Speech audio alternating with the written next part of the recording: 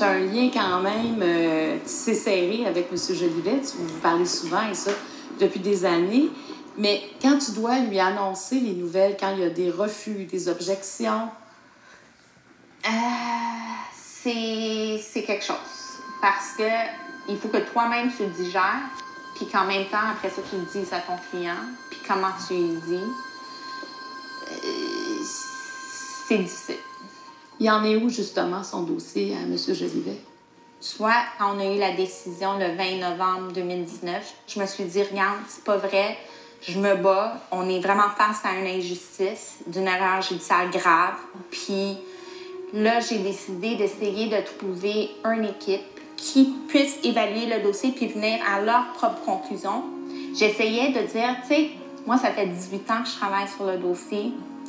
Le groupe des révisions, ils savent que ça fait 18 ans que je travaille dans le dossier. Puis j'ai dit que peut-être ils ont besoin de l'entendre d'autres personnes. Ça aurait plus de poids à quelque part. Oui. C'est un peu ça que tu voulais démontrer. Exactement. Je voulais juste démontrer que c'est pas juste moi qui pense ça. Et les conclusions de ces personnes-là? Ils ont suggéré qu'on devrait peut-être faire passer un test polygraphique. À Daniel Jolivet. À Daniel Parce qu'il ne Jolivet. l'avait jamais fait jusqu'à maintenant. Non, c'était quelque chose qu'il voulait tout le temps faire, mais que c'était impossible pour qu'il puisse le faire parce qu'il y avait des problèmes au nerf sciatique et il prenait des médicaments, donc ça l'empêchait de faire passer un test polygraphique. On a trouvé un polygraphiste. C'est un ancien enquêteur de la SPVM. Et je l'ai engagé personnellement avec mes frais pour qu'il puisse aller rencontrer Daniel à la prison pour lui faire passer le test polygraphique. Les deux premières questions qu'on revise, que je vais te poser pendant le test, c'est des questions de vérité. Ils vont être partout, là, ces questions-là, mais les deux premières, c'est des questions de vérité.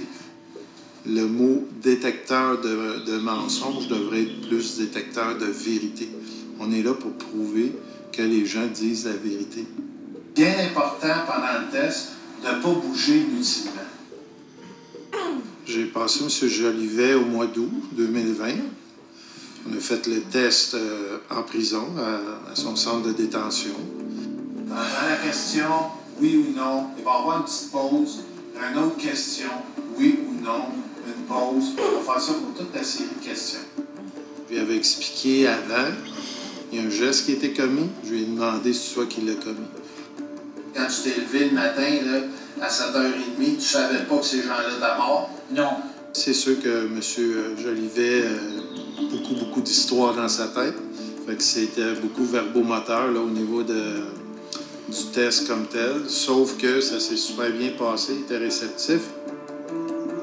Dans la nuit du 10 novembre 1992, es-tu la personne qui a tiré sur une ou les victimes des meurtres de Brossard? Non. Moi, je suis un polygraphiste. J'ai un partenaire que j'appelle mon polygraphe qui me donne un résultat à une question posée. Je crois en lui, je crois au résultat. Le test me dit que ce soir-là, c'est pas lui qui a tiré. Puis ça, je l'ai fait à 100%. Il n'a pas tiré, c'est ça qu'on a prouvé. C'est ça? Oui, c'est ça. Sûr? Oui. 100%. Tu ne pas, je mens. Non. Je veux savoir. Oui, je dis la vérité. Les affaires qui passaient, là, puis ça donnait une interférence, c'était quoi? Bien, parce que je pensais à tout ça. Je pensais à ce qui s'est passé. Je pensais à tout le monde impliqué là-dedans. Je pensais à toutes les questions que j'aurais pu me poser. On tire à Lida. Hey, c'est vrai qu'elle n'était pas au restaurant. Hey, c'est vrai. Je vais lui envoyer un rapport, puis à partir de là, tu vas dealer avec elle, OK? Oui. C'est bon? Vous allez l'appeler, là? Oui. Vous allez lui dire, Daniel a dit la vérité? Oui. Je veux sortir d'ici. Moi, je veux une copie de ce rapport. C'était assez émotif, là, comme réaction. Et c'est la réaction d'une personne véridique. Quand on lui donne le résultat, puis qu'on peut prouver, puis que là, quelqu'un dit oui, c'est vrai, quelqu'un qui me croit. La machine, il l'a dit, elle l'a prouvé, puis etc. Donc, c'est sûr que l'émotion a toute sorti en même temps.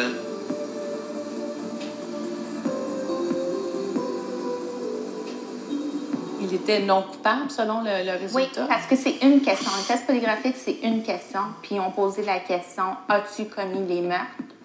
Et la réponse était catégorique, non. Il a passé haut la main. Il n'y avait aucune hésitation. C'était un test impeccable. Comment il s'est senti dans le fait qu'on venait de dire, bien, on croit à ta version? En fait, le test polygraphique corrobore tes dires. Moi, l'enquêteur, quand il m'avait appelé pour me donner le résultat, il m'a dit, ton client, quand je lui ai dit qu'il était innocent puis que je le croyais, il s'est effondré. C'était la première fois que quelqu'un extérieur du dossier lui disait « Je te crois ». Puis, je lui ai parlé par la suite, puis il a dit « Tu vois, tout ce que je te dis puis tout ce que je disais, c'est la vérité. » Là, on va pas commencer à rectifier toutes les affaires qu'on avait déjà rectifiées dans des anciennes décisions qui ne se tiennent plus. Parce que laisse-moi terminer.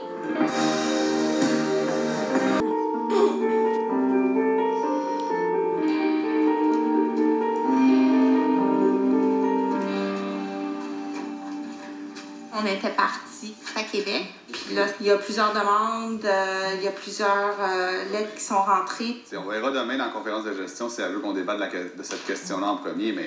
C'est juste le temps d'essayer de s'organiser pour voir qu'est-ce qui est urgent ou non.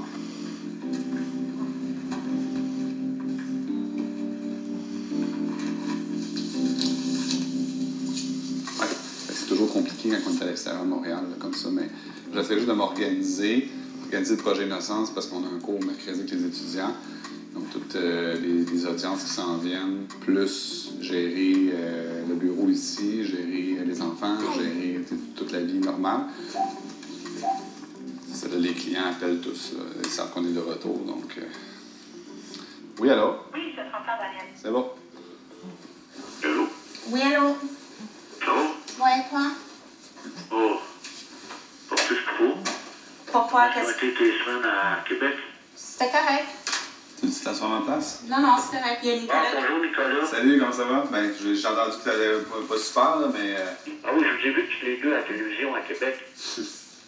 Je ferme la parenthèse. Fait que là... Daniel nous a appelé aujourd'hui. Je lui avais demandé qu'il me rappelle à mon retour parce que fin février, on est supposé de donner nos dernières soumissions au GRCC. Tu vois, son dossier, on a eu le 20 novembre 2019. On a reçu une décision défavorable.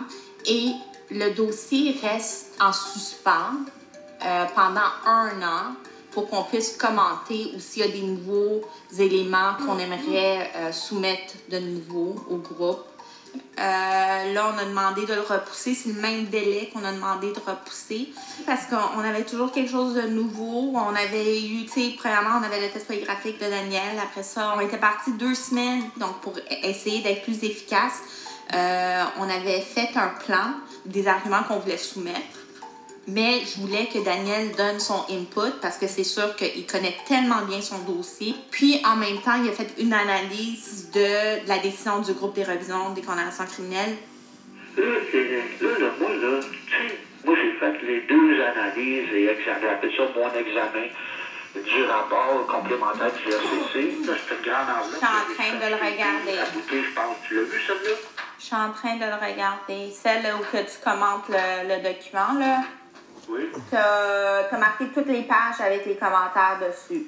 Oui, madame. Comme je fais tout le temps. Ouais. J'ai mis des cercles en haut de chacune des pages. Puis là, j'ai marqué 1, ainsi de suite, 2, 3, 4, 5, jusqu'à 56. Elle a 56 pages. Et j'ai lu des affaires qui me disent tabarnak, on a la preuve qu'on n'a jamais eu, mettons, en 1992, 93 ou même 94, peu importe. J'aurais dit